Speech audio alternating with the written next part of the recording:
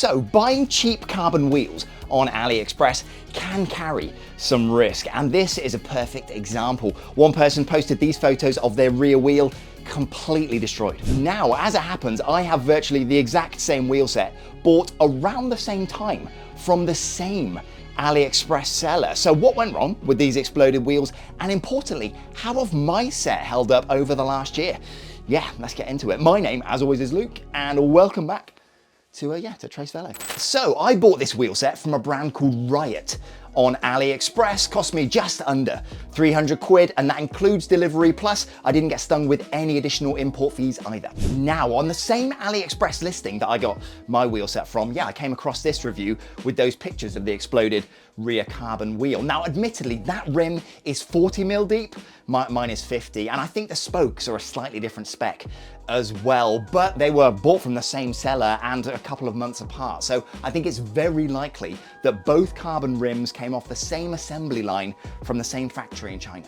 That said, let's be very clear, I can't verify this 100%. It could be a completely different wheel set. It's not like AliExpress reviews are kind of peer-reviewed sources of absolute truth, but in my opinion, it's very likely to be a wheel set that they bought off this seller. So what went wrong here? Well, based on photos alone, even though the photos luckily weren't compressed massively by AliExpress, they're still quite large and detailed, but yeah, based on photos alone, it's difficult to tell for certain, but I've got a few ideas. Firstly, just impact damage, right? So maybe they hit a curb or just a huge pothole. Carbon rims can fail in this manner, often cracking and delaminating along bond lines between the layers of carbon. Secondly, if the tire on the rim is inflated way past normal pressure, that sidewall can literally just blow off. Also, it looks like kind of dried sealant around the rim as well. So maybe the buyer used a really high-powered air compressor to seat the tire onto the bead of the rim, which caused a huge pressure spike,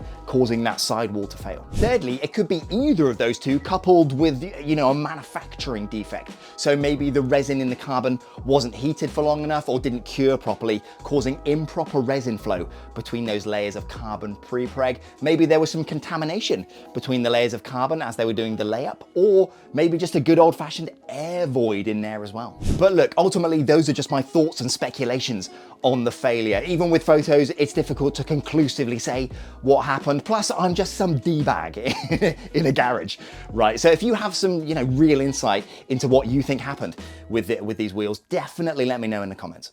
But onto my set, right? Here are the details. Cost was $299.99, although I have seen them for as low as 260 quid, which, is pretty nuts. 50mm deep, tubeless ready carbon rim, 21mm on the internal, 28 on the outer, which, yes, it's pretty standard these days, actually. Pillar PSR TB 2015 straight pull spokes. Pretty basic, but quite decent. Some nice looking aluminium hubs on here with a 6-pull ratchet system on the free hub. And yeah, these impressed me actually, but a bit more on the hubs in a sec. And here is the obligatory free hub sound check.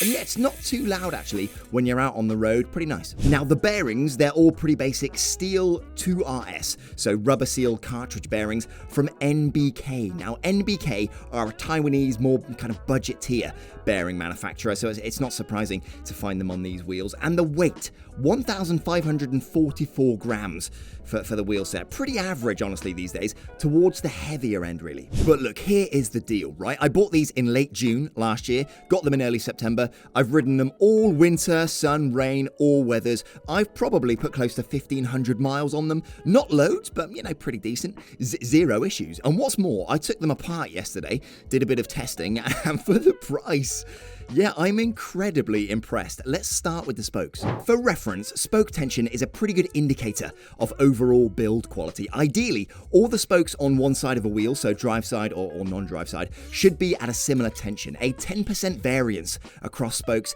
is generally considered good, but anything within 5% is really well built. Yesterday, I took readings for these wheels using my spoke tension meter here, and bear in mind, I haven't touched the spokes. They are as they were out of the box, and here are the results. Needless to say, I was pretty blown away actually. The readings in green are all within 5% variance, but there are a couple that fall outside in red. However, 5 of those 6 are within 6%. There's only one real outlier here at 8.8% for a very budget wheel set that's done around 1,500 miles. This is pretty nuts. Now, as we're on the topic, let's check lateral trueness. Again, a good indication of build quality. And just to be clear, both tires were fully deflated. But yeah, this was absolutely spot on, within 1 millimeter on both front and rear. Yeah, pretty crazy. Easily up there with some of the best wheels I've tested, actually. Right then, really quick sponsor spot. So Siroko, yeah, love these guys. They're a Spanish company that makes some really well-priced cycle gear, and I've worn their stuff on every ride for nearly 5 years at this point. I mean, this jersey is, I think, over 3 years old, and in the summer months, it's basically the only one I wear. So the gear lasts ages, and it washes really well too. So I think Siroko recommends hand washing this thing, but I've always just chucked it in the washing machine with everything else and it's been fine. But yeah, they do all sorts: bib shorts, cycle socks, glasses, jackets, vests, yeah, everything you need really. And if you use my link, which I've put down there in the video description, it'll get you 10% off the entire site, which is cool. And anything you buy helps me out a little bit as well, which is awesome. So yeah, check them out and let's get back to it. Now the hubs, again, kind of surprised me. Understandably, they are pretty cheap. I actually found the exact hubs, these ones, from a company called Fury. Yeah, 66 bucks for the pair. So cheap, but definitely not bottom of the barrel cheap, if you kind of catch my drift. And yeah, they're decent. Tolerances are pretty nice for the money. I extracted the rear axle using a bearing press. I don't think the aluminium on the axle is anodized, but at this price, I wouldn't really expect that anyway. But yeah, no real issues here. As mentioned, NBK bearings, but despite this, not a lot of slop. Everything is nice and tight. Weatherproofing isn't amazing. There are O-ring seals on the through axle caps, but I couldn't see much of a lip seal around the free hub. However, despite this, all the bearings, front and rear, are still completely smooth. I've had much more expensive wheel sets get quite crunchy free hub bearings riding in similar conditions over the winter months. So yeah, not bad at all on the hub front. But let's have a quick look at the carbon rim. Externally, all good. I actually love the finish. It's nice and uniform, reflects the light with this kind of matte sheen. And yeah, the lack of branding on it is great as well. Looks really clean, in my opinion. I had a look inside through some of the spoke holes. A few wrinkles, but yeah, nothing crazy. They have put a reinforcing band of carbon weave around the circumference behind the spoke nipples to add a bit more strength. Now, I was at a carbon rim factory in China a few months back, and I noticed one aspect they appear to have skipped on this wheel set. So these small tabs of pre-preg carbon are cut up and placed here while the rim is being fabricated. They're to add additional support for those spoke holes on top of that extra band around the circumference. So these haven't been used, but that doesn't appear to have been a problem at all. No bulging on any of the spoke nipples here. No sign of deformation on the carbon. Yeah, all good. And lastly, a quick word on the packaging. Now, they took a few months to be delivered, but the packaging itself was really good. Heavy duty cardboard box, and the wheels had these nice elasticated socks around them, as well as the kind of regular foam sleeves. Zero damage or scratches. No spare spokes included, but you know, at this price, who cares? So the big one, ride quality. And bear in mind, this is incredibly subjective, right? But they're decent. Yeah, not outstanding in any category, I would say, but excellent all-rounders. They don't feel particularly harsh. They're nice and comfortable for everyday riding, and the lateral stiffness is pretty decent, actually. Not on a par with carbon spokes, but up there with some decent steel-spoked wheel sets that I've tried. Having 24 pretty chunky spokes, front and rear, definitely helps in this regard, as does the fact that all of the spokes use 2-cross lacing, which does, well, it adds a little bit of weight, but it also increases stiffness and the overall strength of the wheel, especially when compared to a wheel set where one side of the wheel is radially laced, for example. Now, with the additional weight, they do feel a little slower, 1,544 grams. It's okay, but it's not exactly featherweight in this category. But the 24 spokes and that 2-cross lacing setup, that does help them feel a little bit more responsive when climbing and getting out of the saddle to put the power down. One thing I did notice though is that at very high speed, they do feel a little unsettled. So I was going down a hill and hit 46 miles an hour the other day. So yeah, pretty rapid. And the rear specifically just felt, it didn't feel planted, felt a little squirrely. Now it could have been many things, tire pressure, road surface, or all sorts really. But yeah, I'd not really felt that before. It was fine, but yeah, a little bit unsettled. So yeah, best way to describe these, comfortable, robust, stiff where it counts. Just don't expect a super lively kind of racy feel with them. But ultimately, for the money, these things are nuts. I mean, I bought them kind of expecting to be underwhelmed, to be honest with you, but I'd say they're above average across the board, well above average in places actually, which for 300 quid is crazy. But here lies the risk, right? I can't ignore the fact that one wheel set from this company appears to have just exploded, right? Now, as discussed, it could well have been user error, but it could also have been a big defect during the manufacture. Really difficult to tell. But ultimately, these are 300 quid for the wheel set. If you know anything about carbon wheels, that is incredibly cheap. So presumably they had to cut costs somewhere.